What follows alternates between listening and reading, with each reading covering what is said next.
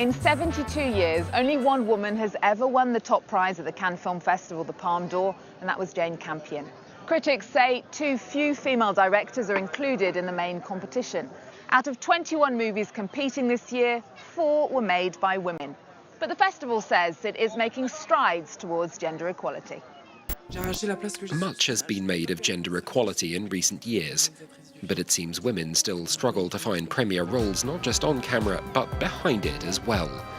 Of 21 films in competition for the Palme d'Or at Cannes this year, just 4 were directed by women.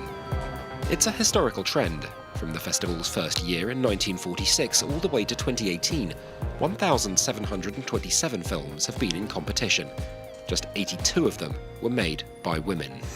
The violence of these figures really struck us last year. With 82 out of almost 1,800, something's obviously not right. A year ago, women in film took a stand through the group 50-50 for 2020. Directors, producers, scriptwriters, actresses and others condemned the lack of women in the industry. It led to a major change, with Cannes becoming the first film festival to adopt an equality charter, and both the festival committee and jury seeing equal representation. When it comes to films themselves, though, it's another matter.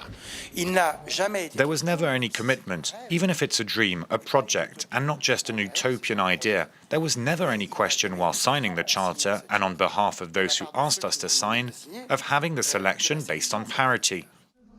France's National Cinema Centre, the CNC, is using financial incentives, bonuses of 15% for equal representation on production teams to further the cause. 1 in 4 films that began filming this year have asked for the bonus. So there is actual male-female equality on those sets. A sign of the times, perhaps. Some male producers say they're now making efforts of their own. My quest as a producer is to make sure that my crew is at least 50% and that women are portrayed. So, say for instance, a small girl was watching it, that they would be conditioned not to think that a woman is only good for, being the hooker or being the mother pouring coffee. It seems the movement towards equality may finally be filtering through, an ongoing battle that's finally getting some limelight of its own. One of the 4 female directors in competition this year is Austrian filmmaker Jessica Hausner. Little Joe is her first English-speaking movie. Emily Beecham stars as Alice, a workaholic scientist who's developing a plant that makes people happy.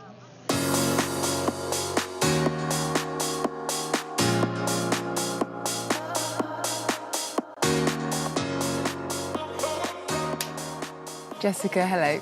Congratulations on the film. Thank you. You're one of 4 female directors in competition. There's been a lot of discussion about that, whether it's enough out of 21. What do you make of it? Well, I would say 4 is more than 3. So far, there have been most of the times 1, 2 or 3 female directors in a competition. So maybe that's already a step forward. And I do have the feeling that sort of the public opinion and also like if you want, even the pressure becomes higher, that this is acknowledged, that there are a lot of interesting female filmmakers. Do you think there's enough female directors out there for there to be 50-50? Yes, I'm sure. I mean, it's always the question, what do you put the focus on? And obviously, the focus has been put on names that are already big. If you put the focus on names that might become big because they make interesting films, then you could have a 50-50 percentage, of course. And as a female director, often your main characters are female protagonists. Is that a deliberate choice? When I started to be a filmmaker, I didn't reflect on that.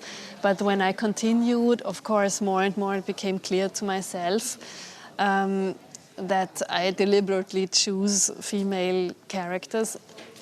That's a perspective that I can have on life, so that's the best perspective to tell my stories.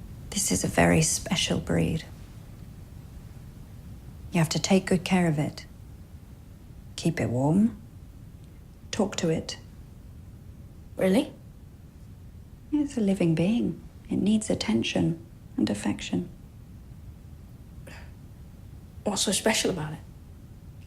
It makes you happy. Tell us about your character, Alice. She is a bioengineer. She invents an antidepressant plant. It emits a scent that makes Ione happy. And she also has a son called Joe. Joe takes a backseat to her work. So she's got a lot of inner conflict about that.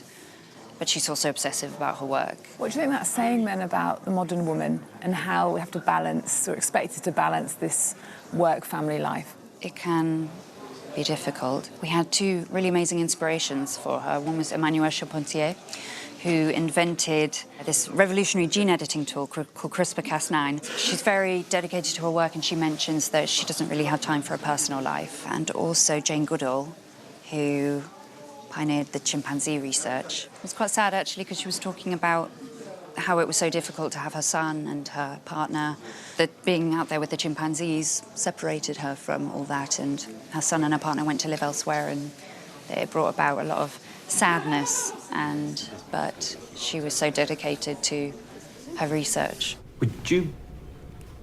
How about a drink after work? No, I have to run.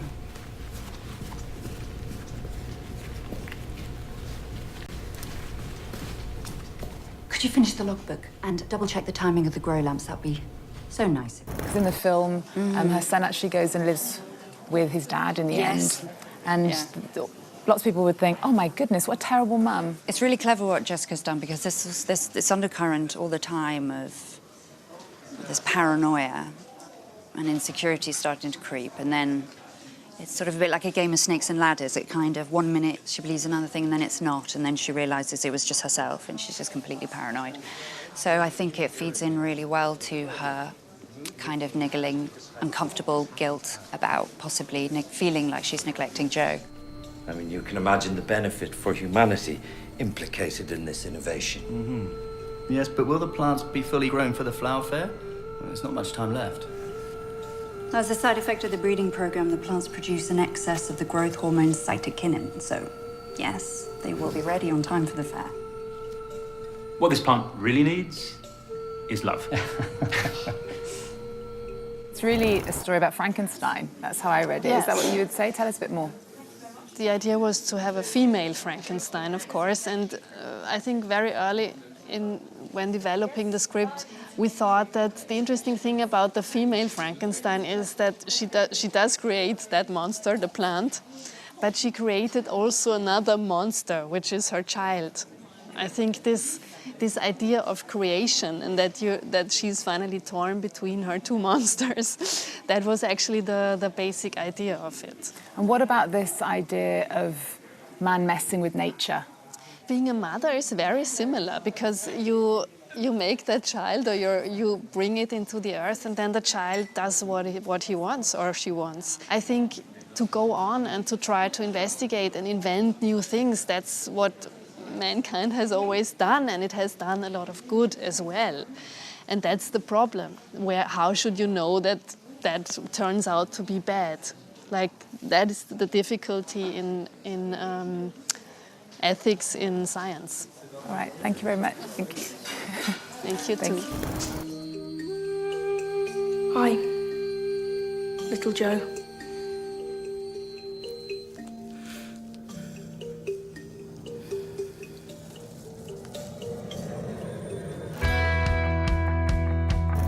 That's the end of our programme focusing on the women in Cannes. Thanks for joining us. See you next time.